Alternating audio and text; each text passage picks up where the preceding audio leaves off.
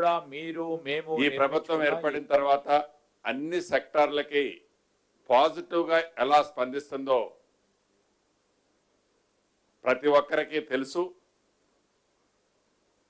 అదే విధంగా కార్మిక సోదరుల పక్షాన కూడా ఈ ప్రభుత్వం 100% పాజిటివ్ గా స్పందించి వారికి ఉన్న సమస్యలని ఎలా షార్ట్అవుట్ చేయాలో చేసే విధంగా ఈరోజు కేబినెట్ లో ఫస్ట్ ఐటమ్ కింద దాన్ని టేక్ఓవర్ చేయటం జరిగింది.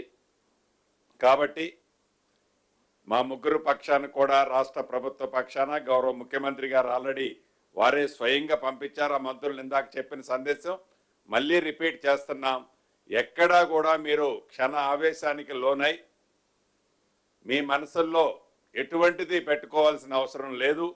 ఈ రాష్ట్ర ప్రభుత్వం ఉద్యోగస్తుల పట్ల, ఆర్టీసీ కార్మిక సోదరుల పట్ల, రిటైర్డ్ అయిన ఉద్యోగస్తుల పట్ల కూడా ఈ ప్రభుత్వం 100% పాజిటివ్ గా ఉంటది, ఉన్నదని కూడా ఈ వేదిక ద్వారా తెలియజేస్తున్నాం. రెండో విషయం, ఏదైతే రిటైర్డ్ అయిన ఎంప్లాయీస్ విషయంలో వాళ్ళ బెనిఫిట్స్ కోసమని ఆ ఎంప్లాయీస్ ఏదైతే ఇబ్బందులు పడుతున్నారో, ఒకటి నిజం, రాష్ట్ర విభజన జరగటానికి ముందు అంటే 2014కు ముందు ఎవరైనా ఎంప్లాయీ గవర్నమెంట్ ఉద్యోగస్తుడు రిటైర్డ్ అయితే ఆ రిటైర్డ్ అయిన కపుల్ ఆఫ్ మంత్స్ లో వాళ్ళ బెనిఫిట్స్ అన్ని ఇచ్చేవాళ్ళు. తదుపరి రాష్ట్ర విభజన జరిగిన తర్వాత ఈ ప్రజాప్రభుత్వం వచ్చిన మొదటి సంవత్సరం మేము పెద్దగా ఇవ్వలేకపోయాం. కానీ ఈ గడిచిన 28 నెలలలో ఫస్ట్ 12 నెలలు వదిలేసి మిగిలిన 14-15 నెలలలో ప్రతి నెల యావరేజ్న 750 నుంచి 800 కోట్లు ఈ బెనిఫిట్స్ రిటైర్డ్ అయిన ఎంప్లాయీస్ కి సంబంధించిన వారి బెనిఫిట్స్ ఇస్తూ వస్తున్నాం. అయినా కూడా సుమారు 6,000 పైచిలుకు వాళ్ళ రిటైర్మెంట్ కి సంబంధించిన బెనిఫిట్స్ 6,000 కోట్ల పైచిలుకు రిటైర్మెంట్లకు సంబంధించిన ఎంప్లాయీస్ కి సంబంధించిన డిఫరెంట్ సెక్టార్ కి సంబంధించిన వారి బెనిఫిట్స్ ని ప్రభుత్వం ఇవ్వాల్సి ఉంది. ఇది ఈ గడిచిన ఈ 2 సంవత్సరాల్లో మేము ఇచ్చింది పోంగా. ఇదంతా కూడా ఆనాటి 10 సంవత్సరాల్లో అక్యూములేట్ అవుతూ వచ్చింది. అయినా కూడా ఇవ్వాల్సిన బాధ్యత ఇవాళ ప్రభుత్వంలో ఉన్నాం, మేమున్నాం. తప్పకుండా దాన్ని రాబోయే 100 days లో ఎలా వాళ్ళకి క్లియర్ చేయాలి అన్నది ఒక ప్రణాళికను తయారు చేయాలని ఈ డిస్కషన్ సందర్భంగా కేబినెట్ లోని నాతో పాటు ఉన్న సహచర మంత్రులు, మిగతా ముఖ్యులు ఎవరైతే కూర్చున్నారో వారంతా మేము ఇప్పుడు ఏవైతే శాలరీస్ తీసుకుంటున్నామో దాంట్లో ఒక 50% హోల్డ్ చేయండి, హోల్డ్ చేయటానికి చేసి ఎంతైతే సేవింగ్స్ వస్తుందో దానికి మిగతా సోర్సెస్ లో దీన్ని కూడా యాడ్ చేయండి అని సహచర మంత్రులు, కొంతమంది ప్రజాప్రతినిధులు కూడా ఆ డిస్కషన్ లో చెప్పడం జరిగింది. దీన్ని కూడా రాష్ట్ర ప్రభుత్వం మా వంతుగా మంత్రులు గాని ప్రజాప్రతినిధులు గాని 50% ఇప్పుడు తీసుకునే శాలరీస్ లో 50% ని హోల్డ్ చేసి రిమైనింగ్ ఆ హోల్డ్ చేసిన అమౌంట్ ని రిటైర్డ్ అయిన ఎంప్లాయీస్ తో ఇవ్వాలని, మిగిలిన అమౌంట్ ని కూడా 100 days లో ఒక ప్రణాళికను తయారు చేయటం కోసం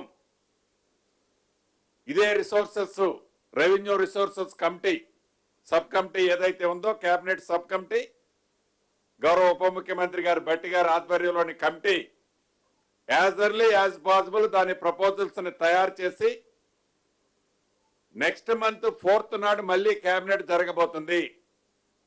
ఆ కేబినెట్ నాటికి ఈ రిటైర్డ్ అయిన ఎంప్లాయీస్మెంట్ కు సంబంధించిన వారి బెనిఫిట్స్ అన్నిటినీ ఎలా ఇవ్వాలి, ఎలా ఇస్తున్నాము 100 days లో అనేది ఒక క్లారిటీ ఆ కేబినెట్ లో ఆమోదిస్తున్నామని చెప్పడానికి రిటైర్డ్ ఎంప్లాయీస్ అందరి పక్షాన నేను సంతోషంగా ఈ శుభవార్త వాళ్ళకి తెలియజేస్తున్నాను.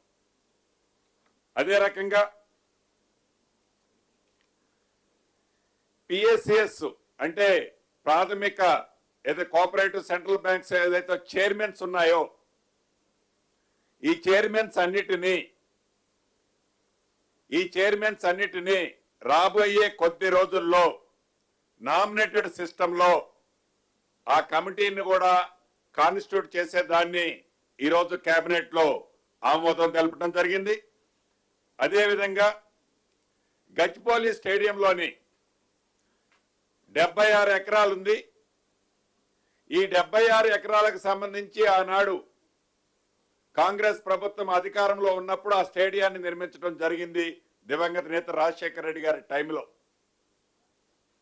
ఈ 76 ఎకరాలకు సంబంధించిన దాంట్లో ఆనాడున్న ల్యాండ్ స్పేసియస్ గా ఆ గ్రౌండ్ ని ఏర్పాటు చేశారు. దీన్ని మనం ఈ స్పోర్ట్స్ కు సంబంధించిన దాని మీద ఈ రాష్ట్ర ప్రభుత్వం యొక్క ఫోకస్ ఏంటో మీకు తెలియదు కాదు. దీని మీద ప్రత్యేకమైన ఫోకస్ పెట్టి ఇప్పటికే దీన్ని చాలా టాప్ ప్రయారిటీ ఈ రాష్ట్ర ప్రభుత్వం ఇవ్వటం జరుగుతుంది. ఈ పాలసీకి సంబంధించిన మిగతా విషయాలు ఈ 76 ఎకరాలకు సంబంధించిన దాంట్లో ఎలా చేయాలి, ఏం చేయాలని ఆ శాఖ మంత్రివర్యులు వారు కూడా వచ్చారు. దీనికి సంబంధించి 64 ఎకరాలలో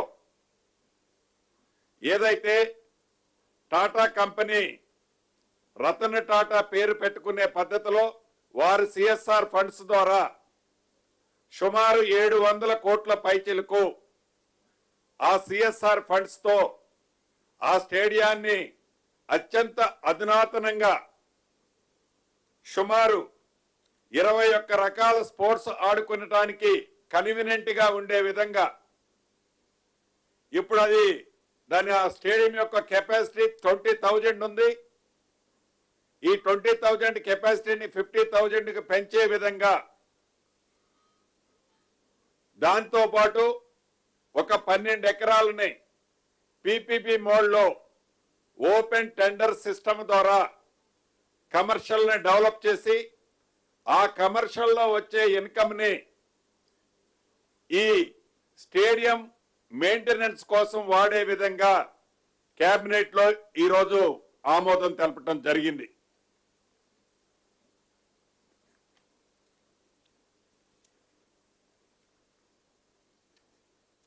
అదే రకంగా